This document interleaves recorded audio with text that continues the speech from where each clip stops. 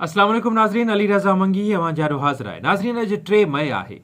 हर साल 3 मई ते सिंध समेत दुनिया जे मुख़्तलिफ़ मुल्कनि में सहाफ़त जी आज़ादी जो ॾिहाड़ो मल्हायो वेंदो आहे। अॼोके ॾिहाड़े जे मौक़े ते मुख़्तलिफ़ तंज़ीमूं, मुख़्तलिफ़ इदारा, मुख़्तलिफ़ प्रेस क्लब्स, मुख़्तलिफ़ माण्हू गॾिजी सहाफ़त जी आज़ादी ते ॻाल्हियूं कंदा आहिनि। सहाफ़त जी आज़ादी, सहाफ़त केतिरी आज़ादु आहे, इन ते पंहिंजा वीचार वंडींदा आहिनि। सहाफ़ीअ जे आम ज़िंदगी जी ॻाल्हि थींदी आहे। सहाफ़ी जी ज़िंदगी कीअं बि गुज़रे उन ते ॻाल्हि ॿोल थींदी आहे।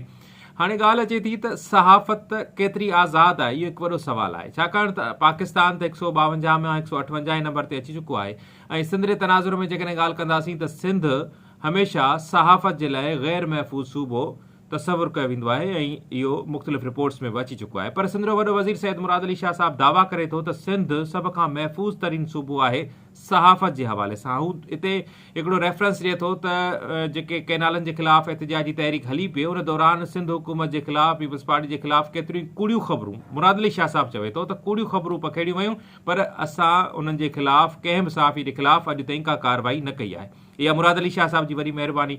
बाक़ी न त हूअं आम तौर ते ॾिठो वेंदो आहे त असां वटि सहाफ़ी केतिरा महफ़ूज़ आहिनि, केस बि कया वेंदा आहिनि, उन्हनि जे घरनि ते फायरिंग्स कयूं वेंदियूं आहिनि, उन्हनि खे क़तलु कयो वेंदो आहे, उन्हनि खे अगवा कयो वेंदो आहे। मुख़्तलिफ़ वाक़िया, मुख़्तलिफ़ नाला असांजे साम्हूं आहिनि, कंहिंखां बि उहे ॻुझा कोन्हनि के। ऐं असां ॻाल्हि कयूं था, सिंध हुकूमत हमेशह दावा कंदी आहे त सिंध जेको आहे उहो पहिरियों सूबो आहे कानून साज़ी जे हवाले सां। बिल्कुलु सूबो कानून साज़ी त थिए थी, पर छा उन कानून साज़ी ते अमल थींदो आहे, इहो बि हिकु सुवालु आहे। सहाफ़ती तंज़ीमूं असां वटि छा करे रहियूं आहिनि, सहाफ़ती तंज़ीमुनि जा अॻुवान असां वटि छा करे रहिया आहिनि। अॼु मां सॼो ॾींहुं जेके सोशल मीडिया ते पोस्टूं पढ़ियूं पियूं, उन में घणियूं पोस्टूं इहो हुयूं, कुझु शहीदनि खे भेटा पेश पिया कनि दोस्त, कुझु इहा ॻाल्हि पिया कनि त सहाफ़ी जेके आहिनि उहे घणे भाङे जेके आहिनि उहे करप्शन में मुलविस आहिनि। हाणे करप्शन जेको आहे, मां इहो ॻाल्हि इन खां इनकार नथो कयां, पर हाणे इहा ॻाल्हि ज़रूरु कबी त करप्शन असांजे पूरे समाज जो मसइलो आहे। उहो न रुगो सहाफ़त जे शोबे जो मसइलो आहे, पर जेके बि शोबा आहिनि उहे 100% न त 95% जेके बि शोबा आहिनि उन्हनि में करप्शन थिए पई। असां वटि स्पीड मनी जो तसवुरु जेको आहे उहो आम आहे। जेसीं ताईं स्पीड मनी न ॾिनी वेंदी आहे त को बि कमु न थींदो आहे। एसी ताईं जो असां वटि नेब ऐं एंटी करप्शन खे रोकण जे लाइ इदारा ठाहिया विया, पर एंटी करप्शन में बि करप्शन थींदी आहे। पोस्टिंग, बदिलियूं, ट्रांसफर, नौकिरी वठणु, नौकिरी ॾियणु, मुख़्तलिफ़ जेके बि आहिनि उन्हनि हर शइ जो हिकिड़ो रेट तइ थियल आहे। SHO कीअं लॻंदो आहे, SSP कीअं लॻंदो आहे, DIG कीअं लॻंदो आहे, उहा सॼी मंथली उहा IG ताईं कीअं पहुचंदी आहे, इहो सॼो हिकिड़ो नेटवर्क आहे। ईअं ई ॿियनि खातनि में बि नेटवर्क आहे। माण्हू लॻियल आहिनि जेके उगाड़ी कंदा आहिनि, हर महीने उहे निकिरनि था जेके उगाड़ियूं कनि था। अॼु जेकॾहिं कंहिंजी पोस्टिंग कराई वञे थी त वरी 3 महीननि खां पोइ हुनखे फ़ोन कई वेंदी आहे त वरी तुंहिंजी ॿीहर बदिली थिए पई, वरी उहो 5 रुपया ॾींदो आहे, वरी उनखे ब्लैकमेल कयो वेंदो आहे। त इहो सिर्फ़ु सहाफ़त में कोन्हे, इहो हर शोबे में आहे। जेको करप्शन आहे उहो हिकिड़ो नासूर आहे, उनखे ख़तमु करण जे लाइ हर माण्हू खे पंहिंजो पंहिंजो किरदारु अदा करिणो पवंदो। ॿी त ॻाल्हि इहा मां ज़रूरु चवंदुसि त असां वटि, जीअं मां पहिरियां बि ॻाल्हि कई, त सहाफ़त खे, मीडिया खे इंडस्ट्री जो दर्जो मिली न सघियो आहे। सिंधी मीडिया हुजे या उर्दू मीडिया खे मेन स्ट्रीम मीडिया तसवुरु कयो वेंदो आहे। त छा उहे बि पंहिंजे सहाफ़ियुनि खे, रिपोर्टर्स खे, सभिनी खे सैलरी, पैकेजिस, मेडिकल, हेल्थ अलाउंसिस ॾींदा आहिनि? बिल्कुलु बि न। असां वटि छा हूंदो आहे त जेकॾहिं कंहिं बि हिकु इदारे जे लाइ अनाउंसमेंट थींदी आहे त उते 200 खां 500 माण्हू मुफ़्त में कमु करण जे लाइ तयारु थी वेंदा आहिनि। उहे मुफ़्त में कमु छो था कनि? छा उन्हनि वटि उहो जेको ख़र्चु आहे उहो किथां कीअं अफोर्ड कंदा? कैमरा जो ख़र्चु, कैमरामैन जो ख़र्चु, उते जेको ऑफिस खोलींदा उहा कीअं हलाईंदा, इदारे सां कीअं राब्ते में रहंदा, अचु वञु कीअं कंदा, उहो सॼो हिकिड़ो वॾो पूरो सिस्टम आहे। उहो कीअं हलाईंदा, उहो हिकिड़ो माण्हू पंहिंजे सिर कीअं थो हलाए?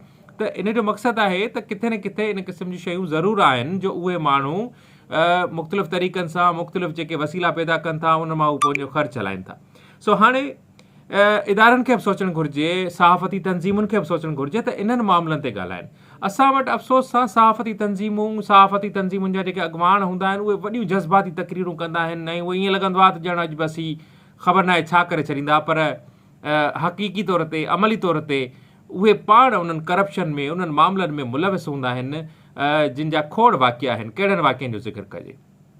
सो असां वटि हर माण्हूअ खे पंहिंजी ज़िमेवारी सां अॻिते वधणु घुरिजे ऐं सहाफ़ती सिफ़ुनि में जेके माण्हू कमु कनि पिया, हाणे ईअं त नथो चई सघिजे त 100% ई जेके सहाफ़ी आहिनि उहे करप्शन में मुलविस आहिनि, या को हिकिड़ो माण्हू बग़ैर कंहिं तहक़ीक़ जे ईअं परसेंटेज ॿुधाए छॾे। सो उन जे करे असांखे घुरिजे त असां तहक़ीक़ कयूं ऐं तहक़ीक़ खां पोइ ई का ॻाल्हि करे सघूं।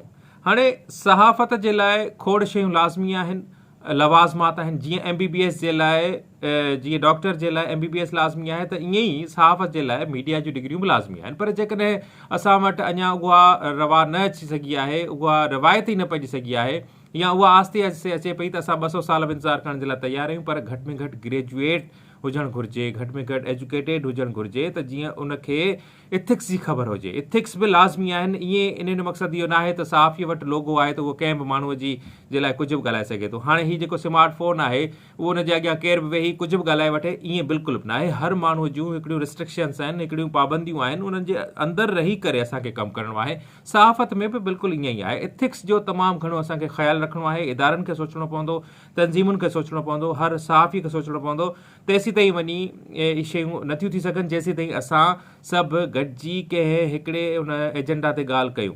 सो सिर्फ़ु सहाफ़त जे आलमी ॾिहाड़े ते इहा ॻाल्हि करण जी ज़रूरत न आहे, पर हर रोज़ु इन ॻाल्हि खे असांखे वरजाइणु घुरिजे त सहाफ़ी सहाफ़त जे अंदरि जेके माण्हू कमु कनि था उन्हनि जी मुआशी ज़रूरतूं कीअं पूरियूं थींदियूं, उन्हनि खे पैकेजिस ॾिना वञनि, उन्हनि जे लाइ को हिकिड़ो लाइअमल जोड़ियो वञे। हुकूमतूं, पैमरा, ABC, मुख़्तलिफ़ इदारा जेके बि आहिनि उन सभिनी खे गॾिजी वेहणो पवंदो।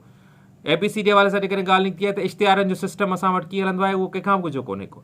सो इन जे करे सहाफ़त जो आज़ादी जो ॾींहुं आहे, सभिनी खे मुबारक हुजे। पर इन सहाफ़त जी आज़ादी जे ॾींहं ते असांखे इन सोचणु घुरिजे त असांखे सहाफ़त खे, मीडिया खे इंडस्ट्री कीअं बणाइणो आहे, ऐं इंडस्ट्री जेसीं ताईं असां नथा बणिजी सघूं तेसीं ताईं असांजी सहाफ़त में झोल मामला इहे हलंदा रहंदा। ॾींदा इजाज़त। अलहन